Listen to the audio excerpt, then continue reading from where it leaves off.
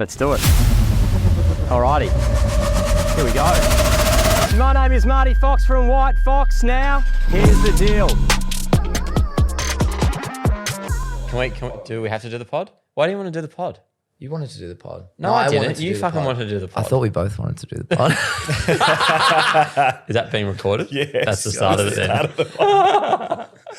We're on with the Fox, and we're going to do the pod, even though there's conversations around AI and other sort of things that we can't discuss. With the Fox, Marty Fox is here, and we're joined by a man this morning. I'm always here. Shit. I know. I don't think I need intros. I like to intro you. Okay, fine then. Don't we have that Such an video? MC. Don't we have that video of you where there's helicopters and things then to the pod every time? Fucking But hell. you can't speak until we introduce you, my friend. Sure, sorry. But our guest today has had a look. His fingerprints are all over WHITEFOX. We feel like we've got a lot of friends on the pod, but a very interesting story nonetheless. A very qualified friend. Very qualified, creative director and mind behind Made For Studio, which of course is at the forefront of, office architecture, strategy, design, fit outs, just fantastic, internal spaces. Office flow is what I Yeah, like to you like think. to call it flow. Mitchell Jones, lovely to have you with us. Thank you, gentlemen. Made Be For here. is the studio. Hey, how old were we when we met? Oh, we have a good 15, story. 16? Yeah, Or a little bit older? no, I think we were about 20 or 21. Couldn't have been. I was the peak of my life then. No, I was peaking at 18. I was very handsome then. No, it was 18. We dated two sisters. We did date two sisters. So we were like, we thought we were boys for a little bit there. You're still dating. Neither of us. Sorry, I've been saying those sisters for a very long You're time. Sorry. still dating. No. He's married with 3 kids. There's you're no like, dating hold on, going on. what are you on about? We probably need to just unscrub that a tiny bit. okay. Rewind. No scrubbing needed. Charlotte will come after me. That's right. Charlotte loves you, so that's So, okay. She'll there's forgive. there is a connection here. So is that when you first met? You're both dating sisters, and I think we met at Boutique. That's where I actually Well, we've first had kissed Nick Russian Charlotte. on the Probably pod on as well. Khan Ong's list, I'd say. Oh, that's so is how funny. we might have met at Boutique many years ago. And But professionally, you reached out. When was that? That was probably 2018 or 17. Was it earlier? no, it would have been around then. It would have been, I would have just gone out on our own. And I was just keen to make connections with other people that were around my age that I knew would, over the course of the next 10 years, one, be good peers to chat business about, but also people that I might end up designing. I don't know, where 8 offices we've done together now, probably. 8 offices, and you also had 1.5 houses. 1.5 houses too. Yeah.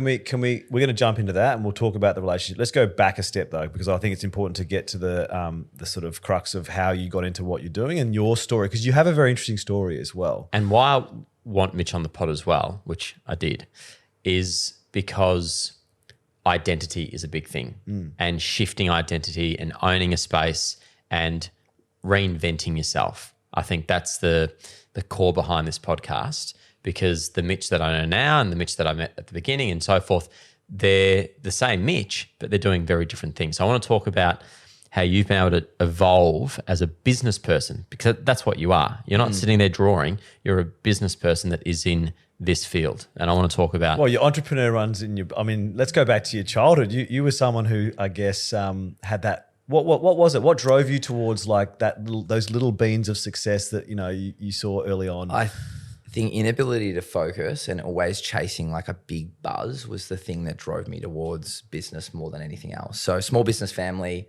dad would come home. If he'd won a project, we'd all know about it at home. It'd be a big thing. And I would drive around with him every Saturday to all of the projects that he was running. And what was he doing? He was a builder. And I was sweeping sites, but I was also getting to meet all these people that ran these businesses when he'd go out and see them. And I think just you can feel the energy from people who run businesses. And I knew that I wanted to do that, but I also knew that I wanted to be in a business where I got to just meet these people and be around these people. And this and all of these versions of things is actually what I love most about this business.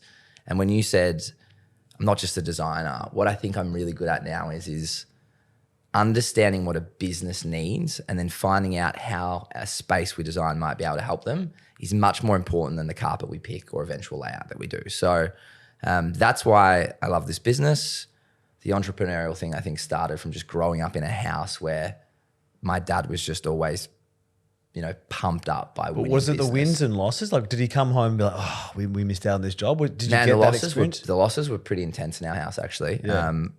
And I'm a bit the same. Like when we had our first couple of big losses, I'd literally go AWOL for a couple of days. Like I would message the team and I'd be like, I don't want to talk to anyone for a couple of days. I just need space right now. And my dad was the same. So you'd actually message that to your team? Yep. I'd say, hey, I know everybody put in really well on this. One I remember that I just absolutely thought we had, and I just remember getting the Which call. company? Easy Go, which is the Australian startup that is the biggest. They own stake.com, which is the biggest gambling platform in the world. Yeah. We actually just did a small project for them about 6 months ago. So we lost a massive one that didn't end up going ahead, which is crazy. And then got the details of somebody who works there now, Jeff Measy. Shout out Jeff Measy. And he brought us in to just do a really small project for them. So we're hoping that when they're ready to go on this big journey, Could be you. we could be back there. But I remember losing it. And I just sent the team and I said, yeah, I can't face anyone right now. I couldn't, like literally. It's weird. I'm the opposite. People just won't know if I've had a big loss. Well, I'm learning that kind of energy is not good for a team as well. So like you don't want to put that on everybody. No. We're going to find out about one that's bigger than that today or tomorrow. And I've already had to practice just the way that I deal with either of those results, because not everyone needs to have the exact same intensity as I have when we win and lose. You know, it's I think it's important to bring your team on the journey, and you know that better than everyone. You can cultivate culture around wins and losses. Well, I think that they need the wins. So like I'd share the wins, that loss I'd retain, and then nailing the smaller job, I'd then use that as the story 12 months down the track and say, I was in a hole. You didn't know about it, but now look at what we've just delivered. And then that becomes like your nugget of wisdom to them. Absolutely. And you need to like remember and hold these things as like real moments in the business that one at the time, the people that are working for you understand is a moment or a pivotal sort of turning point for a business.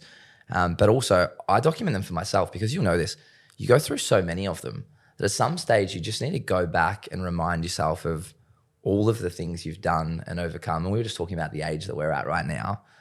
Sometimes I go, I'm 38 and I've done nothing, but you forget about how many little battles that you might have won over the last 10 years to get to where you are now. So what were the battles leading up to starting Made For? What were you doing, and how old's Made For right now? Made For is 9 years old a couple of days ago. Okay, and then leading up to that, what were you doing? I worked for my dad.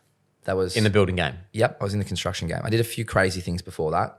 I had 2 Cold Rock ice cream stores, which was So random. so weird. So you were a franchisee? I was a franchisee, which the reason I wasn't good at was I kept trying to come up with new ways to increase revenue, especially in like winter. And, you know, I remember we had days where You wanted hot ice cream. three Which is a milkshake. I wasn't allowed to do hot dogs. We weren't allowed to do anything unless it was on brand. Where was your shop? Where were your shops? I had one in Okay, Berwick. you. If I was the Cold Rock guys, you'd be fucking me off so much. Yeah, Oh, you they imagine? hated my guts. I Come up with an idea. was kind of pushed No. out of Cold Rock, actually. They said to me, But also, didn't they end up just going under anyway? they pretty much have, because they weren't able to Listen, Have hot to dogs. Mitch. the core of the business failure. They kind of disappeared because they've just been beaten by better modern Yoshi, businesses. it's like semi-healthy, but Messina, not. it doesn't even need to be, just the messaging needs to be right. Yeah. It's like we're all Yeah, convinced yeah. when we have grilled, we're doing something healthy for ourselves. Yeah, it's not. It's just a bit better than Mac. Yeah, yeah. And that's all it needs to be, right? Yeah. So they kind of pushed me out. They said, you've got 2 stores. Did you have to wear like, I don't know why, but I'm thinking Mate. you at Cold Rock and I'm thinking you look like an Apron. idiot. I didn't even wear the uniform. Like then they come in, they'd be like, that's terrible. Like I was 19 or 20. I thought I knew better than everybody there. And I got bandanas made that had the logo on them because I had the long blonde hair.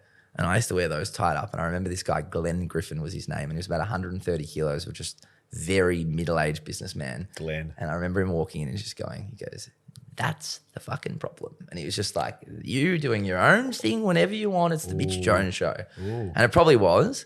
So that Hey, what happened after Cold Rock? out of that, Zambrero, another franchise. I was like, this didn't work. The bandana. Hot dogs and Zambrero as well. I'll do it again. Did you try and bring things into Zambrero? I did, yep. What was your $1 million idea?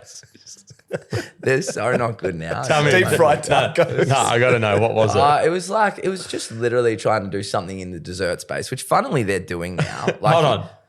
Churros. Yeah. Yeah, we weren't doing anything. You know, it's like you came in and you could get a burrito or a taco and that was it. Yeah. And even drinks, like coconut water was huge when I had one. And people come in thinking they were getting Zambrero, a healthy option, but coconut water wasn't a Pepsi option, so we couldn't put it in the fridge.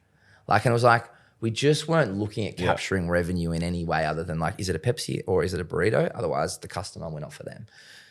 So finished up with that, sold cars, which is something my dad actually asked me to do. He was like, if you're going to come work in the family business, which my dad's brother left after 20 years of being there. I think he'd had enough of my dad. He said, I got 12 months left. My dad said, go sell cars for a couple of years. Just sell. And then that'll translate kind of nicely into coming across here and selling. Because we're all running sales businesses, whatever you do.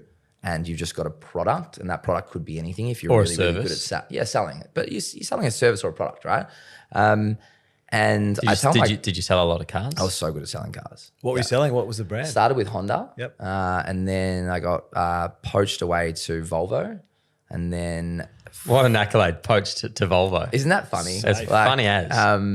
It's just a funny sentence. But I loved selling Hondas. And I used to... the guy that owned my dealership had a Suzuki as well. And I'd sort of pop across there and sell those too. And I would just find interesting ways to sell cars. When I did Suzuki for 3 months, they were in like a bit of a spot where they weren't selling enough cars. So principal was like... Was this when the Alto came out? This is when the Swift was hot. It's before the Jimny though. Business. The Jimny's changed their game. The Jimny's totally changed their game, but the Swift changed their game then. And what I used to do was we used to have book test drives and people would call up, and it was a lot of first cars for daughter or whatever. Kids, and they were going to go drive a Mazda 2 and a Swift and a whatever else. Yeah. But what I would do is I'd ask their name and I'd get little number plates, pretend number plates printed out with their name, and I'd have the pink one or the pale blue one or whatever it was, one they wanted ready, and I'd put them on and I'd have the balloons off the car. Before they bought it? Before they bought it, and the girls would walk in and they'd go, Dad! And they'd think that was the car that Dad had already bought for them, and then the sign and paperwork. You're joking. Yeah, I had a few. Subliminally closing everyone on a test drive. A few people didn't love that, but it actually worked out more. Imagine that in a house sense, walking. Congratulations, here's the keys. What? Sign here. It's actually a really good idea. It's nuts. amazing. It was No, we can get away with this. Yeah, you might be able to get away with it. The pre-sale sale. I like that. So then cars, Cars were great. and then when did this idea of Made For come about? Well, I worked for Dad, so I went to work for Dad after that. So his brother left and they needed somebody new in sales. This was a pretty good business. This was like... BDM. Yeah, effectively. But I knew the game because I'd been around it for a long time. And was your dad all commercial construction? All fit outs, all office fit outs. So like all I've done since I was very young is just walk offices, know offices, talk to people about offices. So... Do you love offices? I love them so much. And do you want to know how much do you think about offices? I think about them literally all the time. And my guys that work for me know it, and you're the same. I'm not off. I'm thinking about these things all of the time, and I've gotten better at, if they don't need to know about it straight away, it's on a different forum to being text or called Hey, how about it. shit's this room whilst we're in one? What's that? This room's great. Do you like it? You don't like this room? It's This okay. is one of the offices I had the least to do with. So You did fuck all. Could be that. I just like that I've got a job where we can design an office and it can actually change the trajectory of a business in some way, but can also actually genuinely enrich the lives of the 10, 100,000 people that work there. And there's Have you designed an office that has 1,000 occupants? We've done a lot of 400s. That's sort of the number that up until now people have trusted us with, which Who are the top 3 brands that you've worked with in that space? Yeah, so this is crazy, but in our first 6 months, Independent Hardware Group, which is Mitre 10, trusted us with a 400-seater office.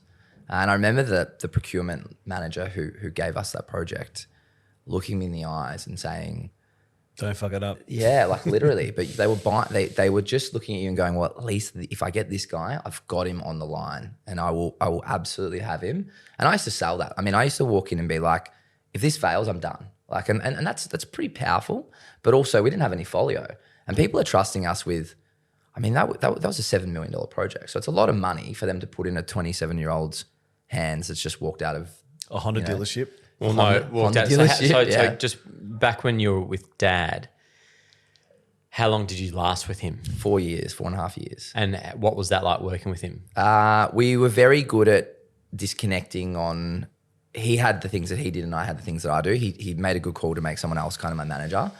And that guy and I worked incredibly well together and did pretty good things in that business for a while. And then fundamentally, and this is how I came to leave, because I probably never thought I would leave there, I had a really strong disagreement with 2 of the people that ran that business who would complain about the same things, shit can our staff and our clients in front of our staff, and then just keep doing the same things every month and not do anything about it.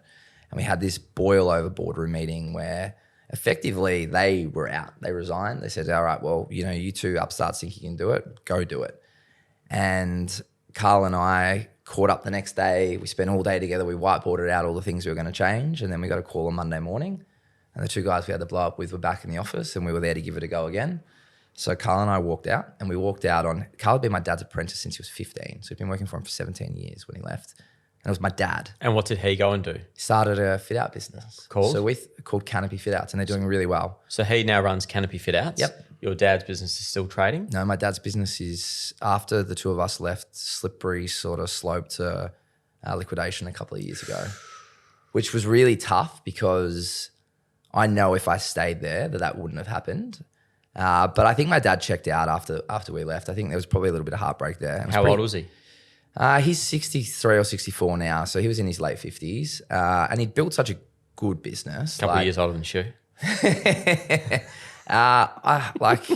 Man, he and I for a couple of years, it was pretty. I was going to say, did it affect your relationship? Yeah, it was rocky. We used to go to the footy, and like mum and my sister would sit in the middle of us, and we would just kind of nod at each other. And that's after like sitting next to each other at the footy, every game. They used to fly us to West Coast and Sydney, and wherever we play, we'd go watch the footy. Like, so that was our thing, and we were not great. I think two things kind of brought us back together. One was, when my business started to go well, the resents I sort of had for him disappeared. Dissipated a bit. But then would have that increased his resent? Yeah, it's interesting. As yours fell away, did his increase or did he take that father position? It was really hard. It was like every time he asked me how things were going, I was never sure if he was really keen for them to be going really well or to know that I was finding it really hard. And it was both. I was finding it really hard, but it was also going quite well. And you know that as well. It can be going really well, but you can just be like almost broken underneath it all. And right? we'll also get to, it can be going really well, and then all of a sudden the rug can get pulled and you got to reassess and figure out what to do from there. We've just had 3 months where I've absolutely felt like that. We can get into what's changed or like how that's happened. But I think the next thing that brought us back together was when I had a son and he realized that he wasn't going to miss out on that. And I didn't want him to miss out on that. And my son is PJ, my dad's PJ. He's the broiest run of names you've ever heard for people. So my dad's favorite movie is Top Gun. Tom Cruise's character in Top Gun is Pete Mitchell. He called me Mitchell Peter because it's the inverse of it.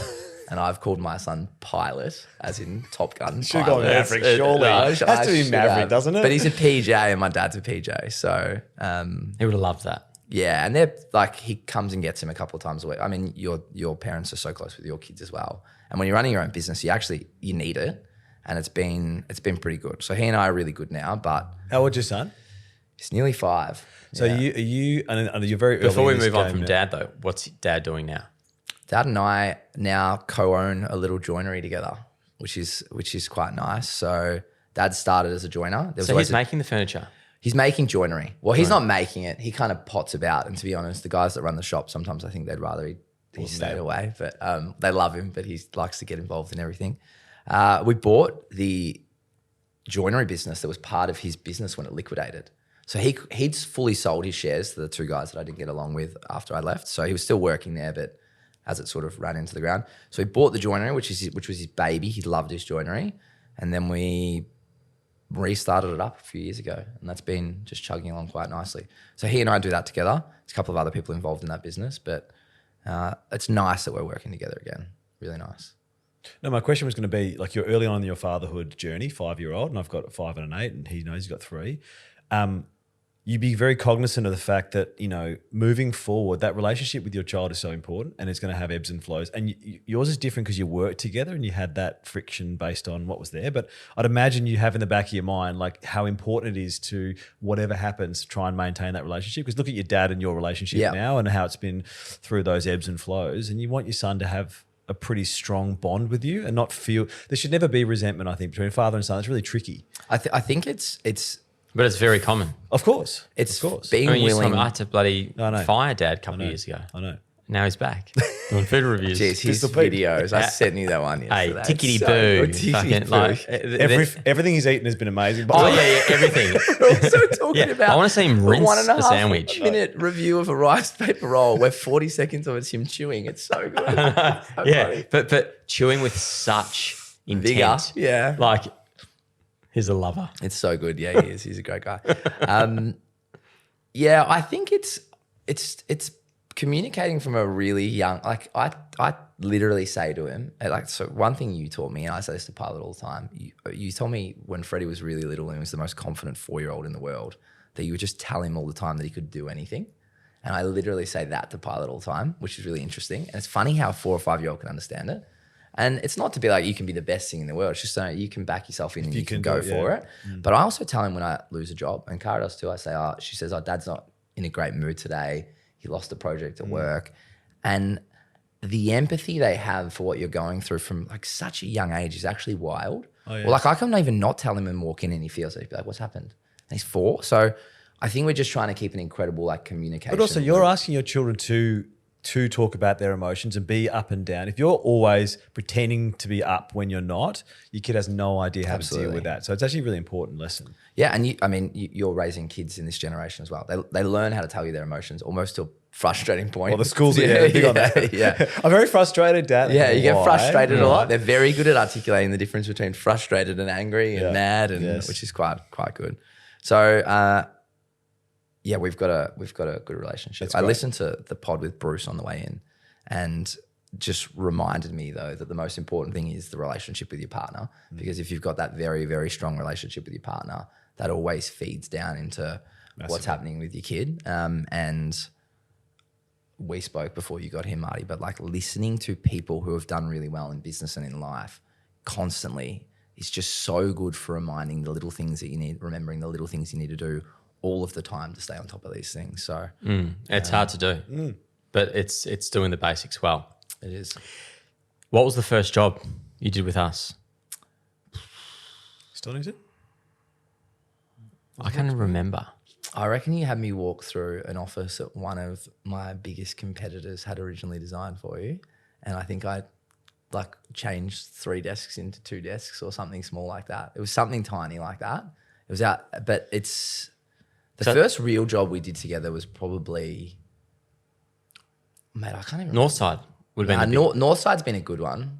Brighton, Lana's office. Brighton, Yeah, Brighton was was the big. biggest one. Yeah, Brighton's great. Which was also a competitor's office beforehand. Yeah, And it'd be very dark. And I tell you what is special about how you operate. It's very similar to Lana. You actually work very similar to Lana, Dylan Francis, myself. It's speed. Like you know how to crack the code and make the customer feel like they're the most important job, when I have thrown some of the most minute, annoying things your way, but then it opens up other opportunity. Like your speed is, I think, the biggest asset. Whilst the offices look amazing, it's when you don't have to wait for something. Like, most people will take you, I'll get it back to you by the end of the week. You're by the end of the day. And we're talking like drawings and renders, and you're like, how did he do it that quick? Well, I remember being in Adelaide and you were like, call Mitch. I'm standing in this office in King William Road. It's not a huge space. That's my favourite office. They had a second Unreal floor. mezzanine, They have a second floor mezzanine that went all the way across. And I remember calling you, and you were like, "All right, we'll probably show me. Just FaceTime me. I'm showing you around. Yeah, okay, we'll do this. I'll have something to you soon." I think you had it to us either that day or the next day. Oh, it would have been. Drawing. It would have been that day. Yeah, and it's like a great space now. It's Everyone comments when they see that Adelaide office, they lose their shit. I think we didn't even have drawings, but we had the FaceTime thing. And You we draw were for I was picture, drawing exactly. it while you were walking around. Like how big's that? Like 3 steps or something. Yeah, we like were that? stepping it, weren't we? Yeah. That's pretty good. All of these businesses are propelled by commercial outcomes, and like time is money, and rent is so expensive in Melbourne and in Sydney right now that like if you actually take a week fucking around with plans, you're actually costing people like thousands and thousands of dollars. So I try and bang that into my staff really quickly. But you've said, we've had this conversation offline about where sales businesses that. How did you word it? It was time kills all deals. Yeah, there was another thing you said about they need to understand that they're selling to give the opportunity to design. Yeah, well, that's exactly right. Well, it's we said it just before. It's a sales business, and good sales are very, very connected to the purpose of the business. and then the product or the service is just design. But But a lot of creatives don't understand the need to sell. I think And if you can't sell, They'd rather just be you creative. can't design. But the creatives need to understand that. If they're not quick, if they're not thinking of things that are outside the square, if they're not, giving options to entrepreneurs. well, options are really important because a lot of people tell you what they think they want as well. And actually, you and I are pretty good at this. Like you'll say, I want this, but you also say, but if that's not the best, tell me what actually is the best. Well, that happens all the time. But so many of my clients, so many of my staff, when they first come in, Charlotte doesn't even know how I'm a judge on the block. She's like, you don't even fucking know what you're talking about. I think that's helps sometimes though as well. Right? Probably. Yeah, you feel more than you critique, which Yes. is probably very important. Yes. The commercial outcome is probably more important than the design outcome first, and then we can tweak the little bits and pieces later. So to take us through, when you walk into a space, what are you looking for? Is it about what's going to fit where? Is it about where the light hits? What are your most important things in terms of an office space? There are some fundamentals like that. Like Yeah. effectively, if a business is light challenged in some sort of way, you're going to need to make sure that you put things in the right places. Every business is different in terms of what's most important to them. So some of them, it's all about the client experience. So we need to put that in the area that shows the best. For others, it's a lot of businesses never have visitors in their business. Yeah. So you want to put all of the workstations in the best spot. So the staff are thinking all day about how they've got the great view of the park or whatever it might be. But I always ask first, and no matter what, if it's 200 square meter office, 2,000 square meter office, I say, why are you moving? And what is the number one thing we have to get right on this project? And I've never, ever met a client where if I don't ask them that question, if I ask them that question first, we don't end up getting to all the other things that matter. And it's like, again, it's a huge cost fitting out. And it's like, it's probably one of the biggest costs that a business will encounter that's not common to them. So it's common, whatever industry you're in, to have like lots of costs around what you do. Yes. And then all of a sudden, every 5 to 7 years, they got to go do this and spend a ton of money on it. So that's why we get back to like, why are you doing this? And what does success look like? What does failure look like? And then the rest just kind of tic-tacs around. Well, what do you think? So what's most of the feedback to you? Because we fit this our is gonna be offices beautifully, Okay, well, this is right? going to be interesting. I last night have bought a family office, right? First time I've thought, okay, I'm going to get a space. This is the place I think it is. Correct. Yep. Which we launched at One Toorak Place. So it's north facing. It's 109 square meters. It's 12.75 meters by 8.75 meters, and I'm going to get a shell. Why are you doing it? Why I'm doing it is because it's in a great building. It's got a very limited amount of private offices. It'll be the most luxurious residential address in Victoria, if not one of the most in Australia. The 24-hour concierge, the amenity, the 3 car parks that I get, the fact that it is in a village which is going to continue to get, I think, hundreds of millions, if not billions, thrown at it, Yep. is a very, very good move. The only commercial building that's near its, I think, comparability Yeah, very would different be asset Saint class. Germain, but Yeah. that's a $200 million building with Currently for sale. it's currently for sale for $200 million with a line of people that want to lease it. And as this business grows, there needs to be a space where I can sit with 15 people at a beautiful boardroom table, have the amenity that that building holds to entertain guests Yep. and all those sorts of things. Of our 14 offices, I don't own any of them.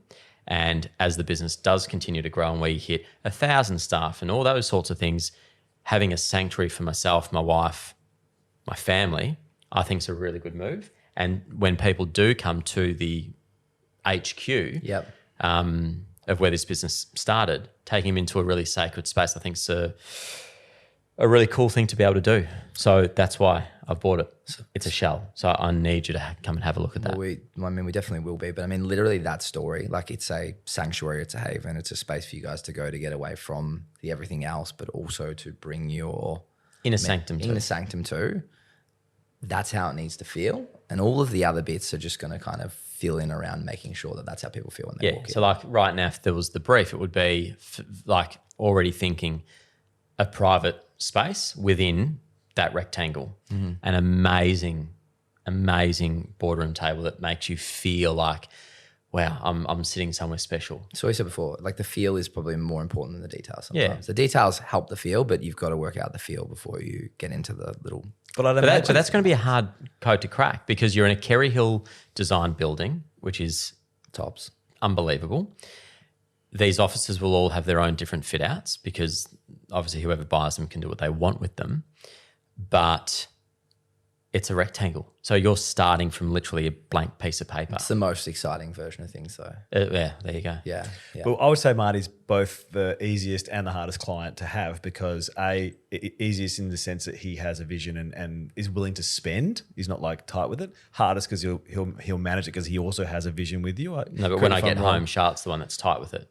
Yeah, exactly. Yeah, Charlotte she's the one who she pulls also back. has the sprinkles on the vision Yeah, as well. yeah, exactly. Like She does have a great eye, doesn't But she? correct me if I'm wrong. Some people would think you're mad for overcapitalizing in some of these rental spaces that we don't own, but you have these incredible offices. Like, what's the feedback on people when they see that? Yeah, 'Cause I that's- don't like that's something that people bring up a lot. I don't think that's right. I mean, like I don't think that's right The biggest either. and the best businesses in the world lease their offices. Yeah. Like it's just very, very true. But also, I don't own these offices outright if I did own them. So whether I'm paying a mortgage and a shitload of interest Yeah. and rent, I see that as the same, same thing. thing. Yeah. yeah, and And you know what? I can fucking break a lease.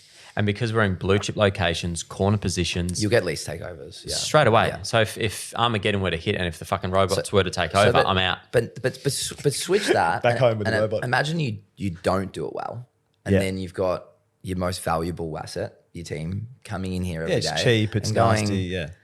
All we hear about is how important we are. But if we're so important, then what the fuck's this? Can I, Right? can I tell you a really annoying line though? When you do a great fit out and you get someone like Callum Richardson, go, beep, I want my standing desk. Fuck, come on, mate. Mate, this happened. I mean, wait till you're dealing with like semi-government and stuff like that, and like everybody thinks the little thing that they want is the most important thing in the world. That's one of the challenges of designing an office for that many people. It's like this entire organism of all these different people, different ages. One's marketing, one's sales, one's finance. Some's background is they've grown up in Australia, some have grown up overseas. And now you've got to create a space that makes all of them feel comfortable and makes all of them feel productive, doesn't isolate anybody, doesn't get too much in anyone's pocket, but doesn't feel really vanilla and boring. That's why workplaces are so exciting. Designing a home's great. You design it for a family, awesome. You can learn the family really easily. Retail space, people come in, they're there for 15 minutes, 20 minutes, they buy a dress, they walk out. Restaurant, if they love it, they'll keep going back, so they're really important. But office... Have you designed restaurants? No, we have done a couple of little cafes in workplace buildings, but we are just so honed in on workplace. I want every conversation that my team has about design to be about workplace design. On that, what are some things, obviously working in residential developments, we've seen things that have come in that now don't exist, like study nooks. Study nooks do not exist now Yep. in great developments because people sit on the couch on their iPad. Yep. What are some things that came in to offices, I don't know whether it's a phone booth or whatever it might be, that are now just null and void? This one's quite funny, but like full open plan is probably dead. Just in terms of, or if it's not dead, it's dying and businesses need to move on this relatively quickly. Being like, I have 200 staff, so I need 200 desks, is just dead wrong. Because going to sit in the exact same spot or some version of the same spot every day at the same desk is not the way that this next generation are interested in thinking or being creative. So what we'll do now is about 40 to 50%, and this is, you need clients that are willing to buy into this. We'll be like, here's a traditional desk and here's some monitors for maybe parts of your team who need to go to the same spot every day.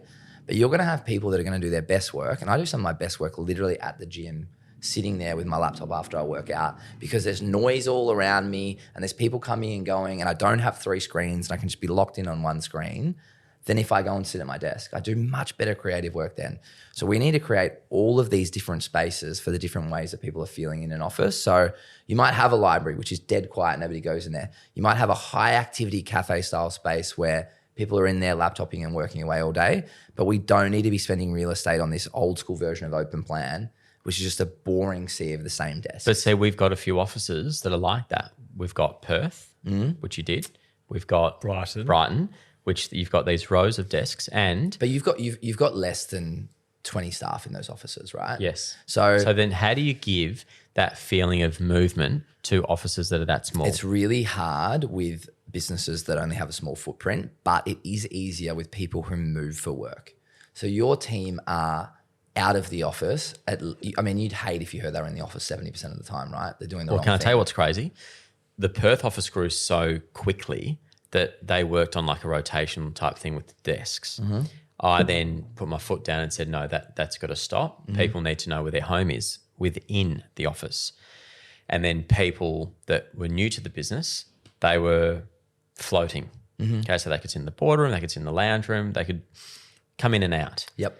Some people loved it, some people hated it. Yep. But from my perspective as CEO, there was more benefit in people knowing where their home was within the office. Yep. That had to happen.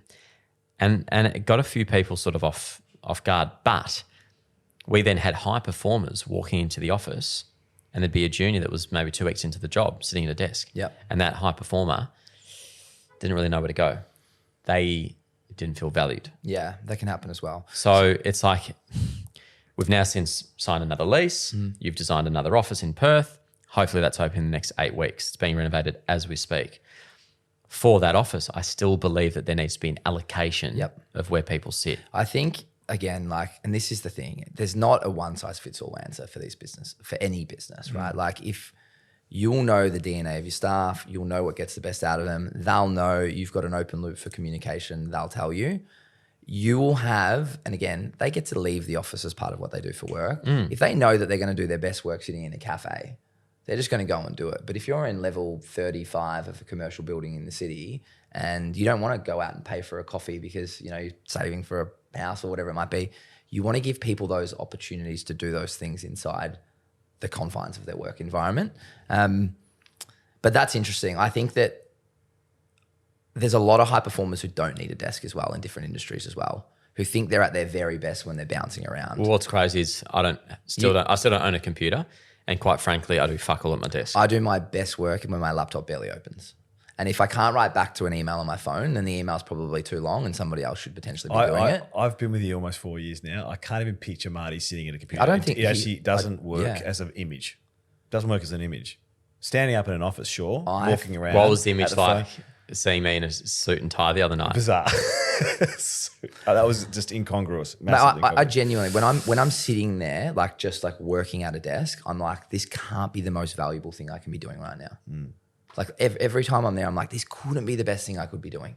And it never is. It never is. Now you need people doing that for sure. But if you're CEO, and your CEO is a funny term because it's just a small business right now for me, which is why I haven't used it as my title yet. I don't feel like I'm ready to give myself that title. It's funny how I had those thoughts as well. Yeah, you do. And like, you know, Luke Smorgan, who we both know, is like, no, that's what you are. And when you start telling yourself that's what you are, then you'll remind yourself that that's the way that you need to act and be out in the world. I like creative director because I like people to feel like they're engaging with a creative person and not just somebody that's running a business. So I think that's been a brand image thing for me more than anything else. But if you're setting, you know, strategy, vision, plan for the next 5 years, how are we going to do this? I rarely think sitting in a computer is the answer to that. And you don't get those thoughts when you're sitting there. You get them when you're out for a walk in the morning. I mean, this is why you walk with someone on your team every morning, right? It's like those are the ways that you get the best out of yourself. So yeah, I'm okay with the. Do you know what's funny? You just said something. We were talking before the podcast about other podcasts we listened to, and Emma Grede, who is the CEO of, she looks after Skims and the Kardashian brand. She's multi-billion-dollar, you know, business. She said it took her a long time, and it wasn't until her husband said she'd go to board meetings and struggle with what she was doing, and he said, "You've got an employee mindset. You're going in and waiting to hear what people say. You got to go in. You're the CEO. Boom." That's probably where you need to get to. Go, it's my opinion. At the end of the day, you're the decision maker. Sure, take on what's there, but it's got to be your call. So you'll get there. Is just before we finish, is there a space that you are, and take aside the WHITEFOX stuff you've done, is there a space you're most proud of that you've designed that you look back on and go, I really just nailed everything that I wanted to in the element of that office is just chef's kiss? No. I'm so critical of the work that we've done, and we're constantly learning and getting better at what we do. We can do something that's very high end for L1 Capital, which is a fund in 101 Collins Street. I can be really proud of it at the time, but I can still look at it and work out the things that we did wrong. We can do Frank Body's office, which I know Marty spoke with one of the founders of that business yesterday. And that's super playful and whimsical and totally different. But we're always constantly understanding the things that we could have done better next time and staying in contact with our clients at 1 month, 3 months, 6 months, 12 months around what are the things that potentially haven't worked out the way that we thought they might? And are there actually ways that we can fix them without spending a lot of money in this office environment?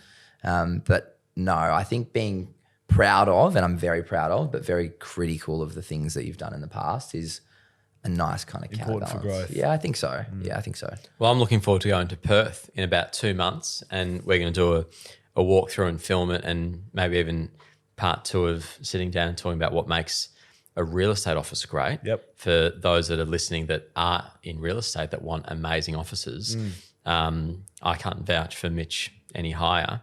And I think showcasing some of these spaces, which they're all on our website, have a look through because you do a great job. We want to have homes that sell homes, and people do comment.